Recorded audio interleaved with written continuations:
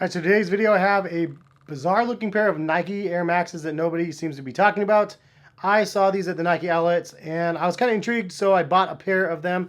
And I wanted to give you guys my thoughts on the Nike Air Max Fly.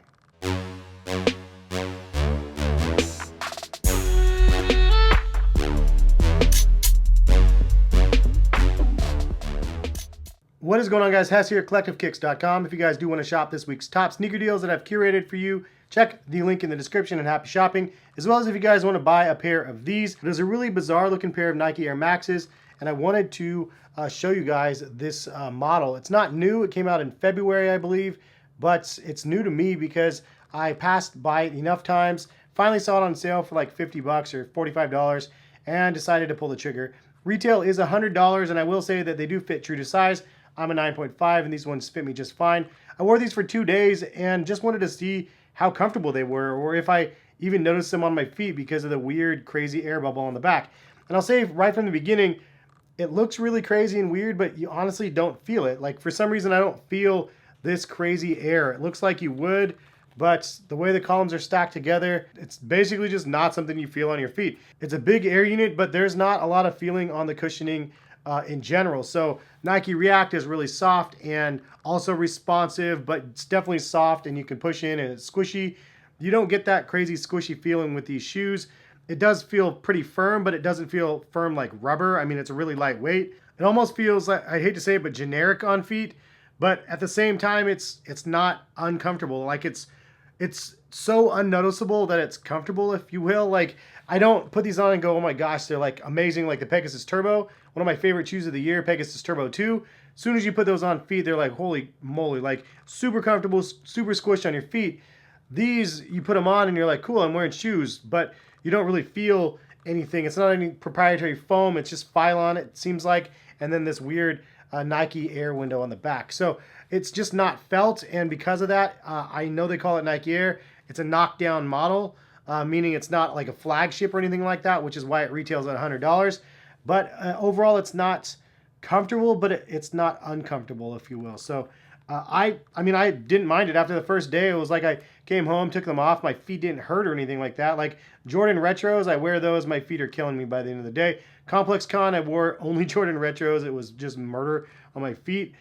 These would have been probably better on my feet than even those. So just goes to show you that it's a well-designed, comfortable shoe that doesn't even get the credit for being a comfortable shoe in a sense. The overall look of the shoe is pretty simple. You do have a double layer on the top. It's like a large knit mesh over top of the shoe with the Nike swoosh here. Underneath that is just a mesh sort of netting under the shoe. So it's not anything too fancy. It's just simple and minimal and breathable and not bad on feet at all.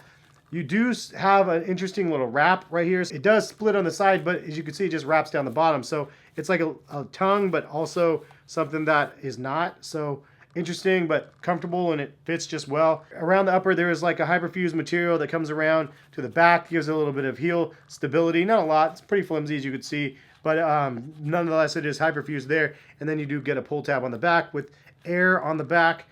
This is kind of like a rubberized material where it says air. Small amount of padding on the back here and around the collar. Not anything crazy, but not bad, and definitely not noticeable in a bad way.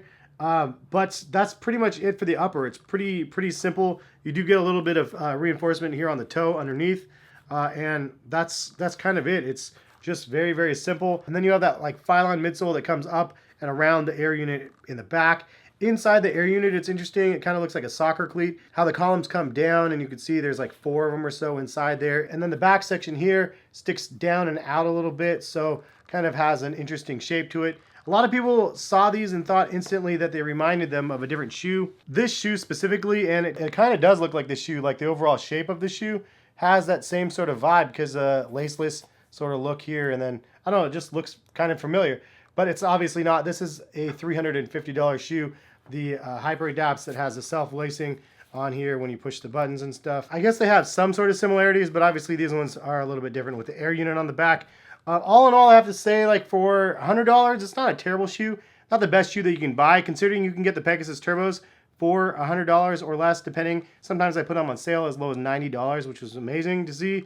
And obviously that's a better deal than something like this. It's way better made, and it's a $180 shoe that you can get for $100. This is a $100 shoe that you can get on sale roughly for like $45 if you're lucky. And for $45, it's cool enough that for a younger version of myself that didn't have like any money, that maybe just had my first job or whatever, or maybe somebody that just has a lot of money that just doesn't like to spend money on sneakers but wants to look a little bit different. I mean, this does offer a really different, unique take on Nike Air. I think they look pretty cool. They look stylish and different and unique. You don't get a lot of comfort there, but you don't get a lot of discomfort either, as I already mentioned. So all in all, I mean, this is not a bad shoe. It's maybe I'd give it like a 6.5 or 7 out of 10. I mean, it's not high on my preference list, but it's definitely not one of those shoes that I think that a normal person would regret buying. Now, somebody that has a lot of sneakers like myself, will I find room to throw this in the mix? I mean, maybe not a lot unless I'm doing it for a review like this, but that is kind of the video. That's it. Something simple, something different. Hopefully you guys enjoyed. And if you guys did, hit the like button, subscribe if you're new to the channel, notification bell to be notified of when my videos go live, and have a great rest of the day. More videos soon. Peace, guys.